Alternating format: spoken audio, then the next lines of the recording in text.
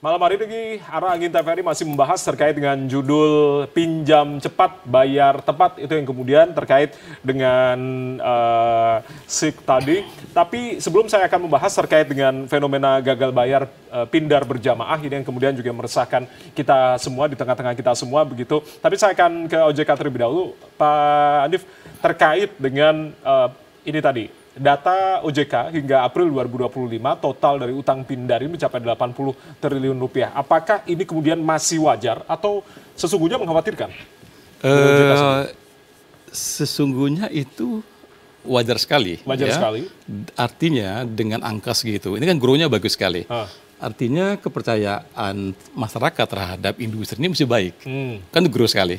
Angka 80 triliun itu, kalau kita lihat year on year-nya, itu sekitar 29% tuh, hampir 30% lah. Artinya kan grow terus dia. Dan itu sebetulnya baru outstanding kan. Sementara kalau perputarannya, disbursement-nya, itu jauh lebih tinggi dari itu. Karena ini kan short term juga. Ya short term. Tetapi memang outstanding-nya ada sekitar di 80 triliun. Artinya memang kepercayaan masyarakat terhadap industri ini, yang di Pak Enci, ya mesti bagus sekali, ya mesti banyak peminatnya lah intinya. Ya, walaupun di situ terlihat sampaikan tadi bahwa TWP-nya sekitar hampir 3% ya, 2,9 sekian, tapi itu mesti jauh dari threshold 5% sebetulnya.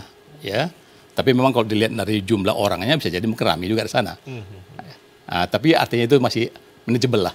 Kami kira industri kami anggap di bawah 5% ya masih bagus. Oke, kepercayaan masyarakat artinya masih bagus terhadap industri ini. Tapi kemudian yang mengkhawatirkan kita semua adalah terkait dengan fenomena gagal bayar. Bagaimana kemudian OJK menanggapi hal ini? Artinya konteks namanya gagal bayar berjamaah ini tadi. Betul sih. Artinya harusnya nggak bisa begitu. Ya, namanya kewajiban kan harus dibayar. Ya. Makanya kami pun sempat remind. Artinya dulu dari sisi kepenyelenggara, kami sempat minta untuk disclaimer saat itu. Jadi kami kan melihatnya dari dua sisi. Lendernya terjaga, borrowernya juga bisa terjaga di sana. Makanya beberapa waktu lalu kita minta industri itu pasang tuh banner di depan aplikasinya, statement mengatakan begini, hati-hati transaksi ini berisiko tinggi. Kira-kira begitu. Itu message-nya kepada lender, supaya lender tahu, oh, ini high risk juga nih. Walaupun high return, tapi high risk juga. Supaya dia tahu lendernya. Kemudian dari sisi borrowernya, kita bilang ada wording lagi di sana.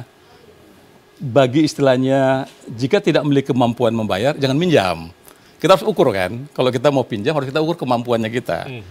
Jadi sampai wordingnya begitu. Itu di semua platform, kita mau munculkan itu, wording itu. Sama kayak merokok lah, ada warning di sana kan, hati-hati sakit jantung segala macam. Kita remind itu, remind untuk lendernya supaya tahu ini agak berisiko tinggi juga. Ini produknya high risk, high return juga kira-kira.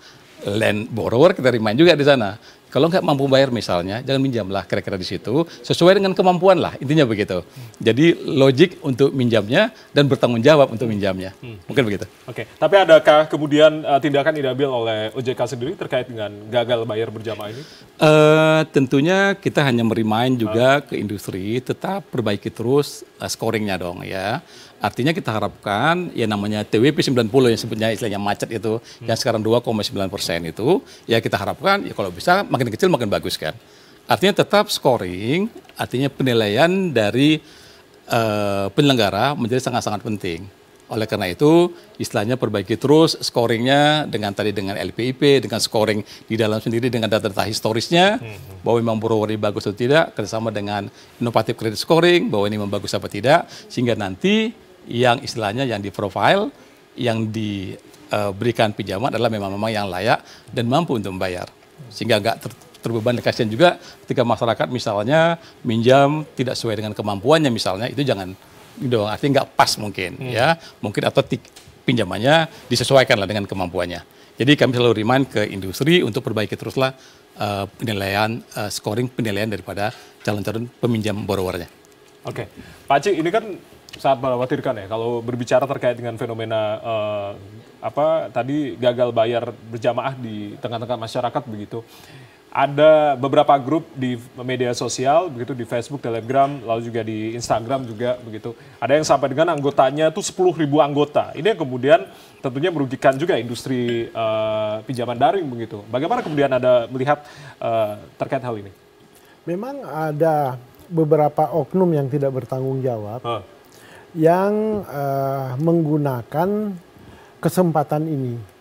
Jadi ada yang memang yang mengajak untuk rame-rame tidak membayar kewajiban. Padahal kan kalau yang namanya pinjaman itu harus dibayar. Ya. Jadi menurut kami ini adalah melawan hukum, mengajak orang untuk melawan hukum.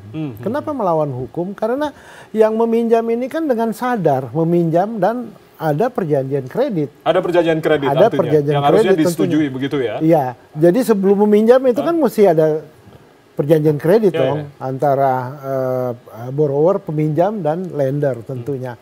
Nah, hal ini ada beberapa oknum yang tidak bertanggung jawab yang mengajak untuk tidak bayar. Artinya melawan hukum. Tidak akan melawan hukum. Ya, itu satu. Yang kedua, yang paling penting adalah Pindar ini kita itu dilindungi oleh undang-undang. Yeah. Itu yang paling penting diketahui oleh masyarakat. Bahwa kita ini dilindungi, perusahaan kami ini dilindungi oleh undang-undang dan diawasi oleh OJK karena berizin dari OJK. Jadi ini yang kita sesalkan. Tetapi kami juga melakukan edukasi kepada masyarakat untuk tidak ikut-ikut. Ya, karena ada beberapa oknum yang sengaja memanfaatkan momen ini untuk menipu. Artinya tidak hanya edukasi kan Pak Cik, tapi kan juga seharusnya juga berkoordinasi dengan pihak penegak hukum. Apakah itu sudah dilakukan? Ya, kita lagi sedang diskusi ya, dan saya rasa dalam waktu dekat. Karena tadi ada tadi tindakan melawan hukum kan artinya begitu betul. Ya. Kita lagi diskusi dengan kepolisian tentunya dan law firm kami untuk ini, dan saya rasa dalam waktu dekat ini sudah ada hasilnya, gitu Pak. Tetapi yang paling penting adalah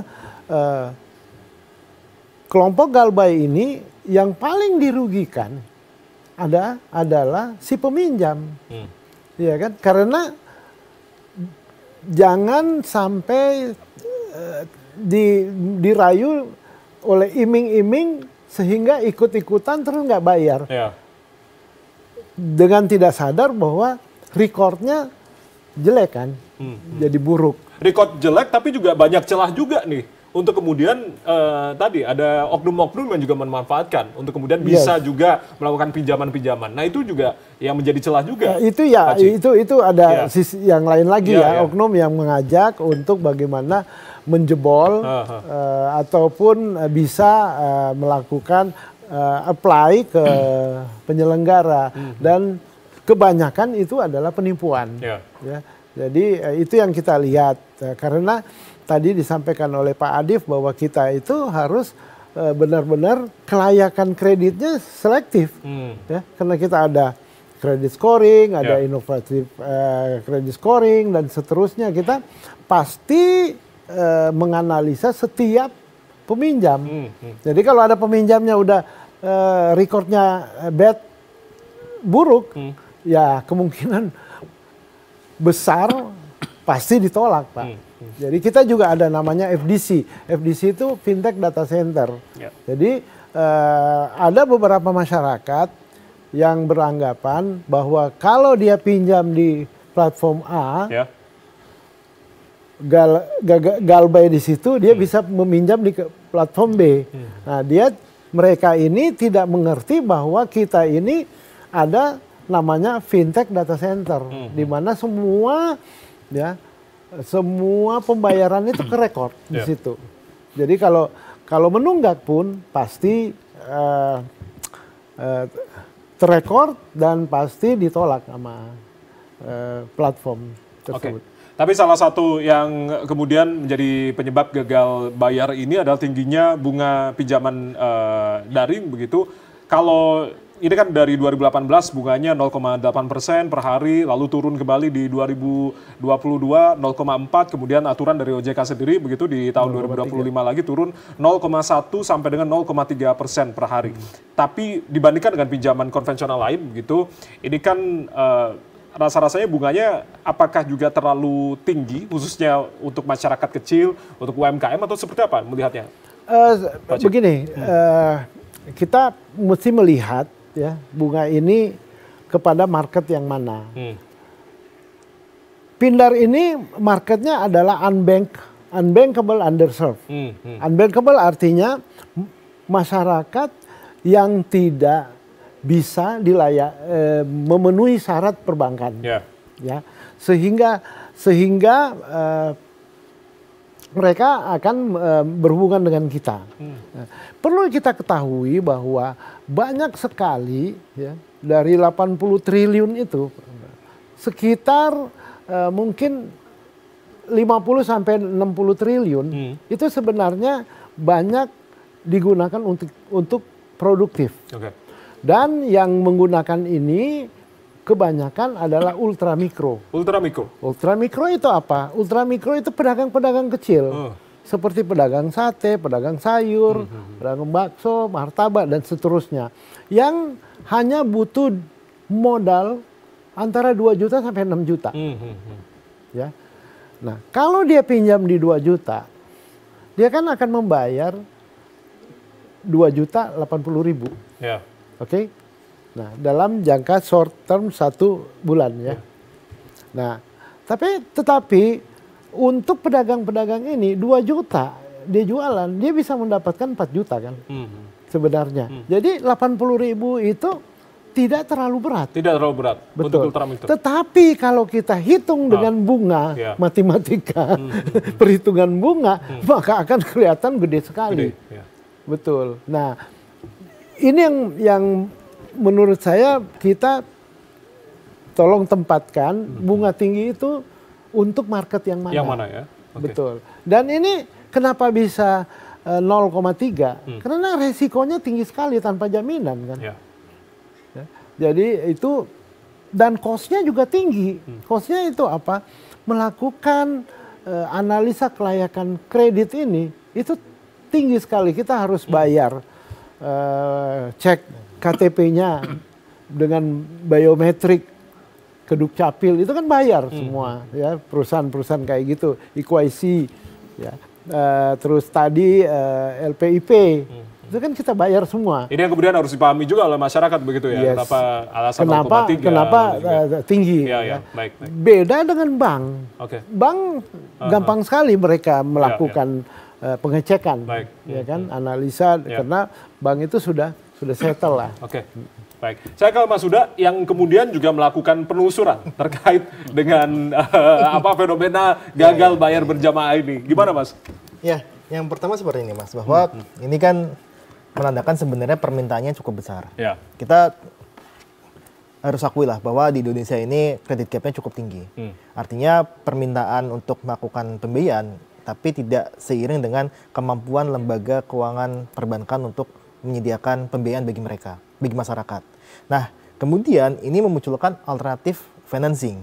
Salah satunya adalah pinjaman daring. Nah, kita lihat dari situ saja sebenarnya di sini fenomena gagal bayar berjamaah ataupun ya komunitas gagal bayar dan sebagainya itu karena memang masih terdapat kredit gap ini. Pertama seperti itu, kita harus akui seperti itu. Nah, yang kedua adalah ini juga kalau kita lihat sebenarnya ya karakteristik unbank itu berbeda sebenarnya dengan yang nasabah perbankan gitu kan. Bahwa mereka tidak mempunyai historical banking transaction dan sebagainya, dan saya rasa ini yang menyebabkan mereka akhirnya mencari ya ketika saya gagal bayar di sini, saya mau tutup utang pakai apa? Mereka ke perbankan pun nggak bisa gitu kan. Dua alternatifnya, mereka ke pinjaman daring lagi atau mereka ke rentenir, cuma dua itu, atau ke saudara dan sebagainya lah, istilahnya individual financing. Nah, kita lihat data, Mas ya, data itu ternyata menarik. Data individual financing itu turun. Nah, artinya masyarakat sudah mulai berubah nih untuk dia tidak lagi meminjam ke rentenir dan sebagainya. Mereka pindah ke pinjaman daring. Artinya ini positif dong. Orang yang dia akhirnya meminjam ke rentenir, dia larinya ke pinjaman daring, ya kan. Nah, tapi nih mereka ketika gagal bayar, mereka lari kemana? Gitu. Nah, ini yang harus dilihat gitu kan. Dan ketika saya telusurin ternyata cukup banyak subscribernya. Di salah satu grup itu sampai 5.000 gitu kan. Sampai 5.000 dan di grup itu diterangkan bagaimana caranya dan sebagainya. Dan ini yang kita lihat ya banyak akhirnya orang tertipu. Karena apa? Karena mereka harus membayar terlebih dahulu. Membayar sejumlah uang tertentu untuk mendapatkan ya tadi pinjaman lagi gitu kan. Dan ini salah satunya kalau saya pribadi sebenarnya juga terdapat loophole terhadap perlindungan data pribadi kita. KTP kita sudah tersebar lah, gitu kan. Ada banyak sekali kasus ya breach dari data kita gitu kan, yang pada akhirnya ini dimanfaatkan oleh oknum-oknum tersebut. Untuk apa? Untuk melakukan tindak kejahatan, termasuk juga untuk melakukan gagal bayar ini. Makanya ini saya sampaikan bahwa hutang itu harus dibayar, jangan sampai tergiur dan jatuh lagi ke lubang yang lebih dalam dengan ikut komunitas ini. Oke, itu yang kemudian pesan dari Mas Huda kita perhatikan secara bersama-sama. Di segmen terakhir kita masih ada pembahasan terkait dengan perlindungan nasabah dengan adanya Slik ini. Usai jeda kita masih akan bahas, masih bersama dengan sejumlah narasumber. Kami kembali saat lagi.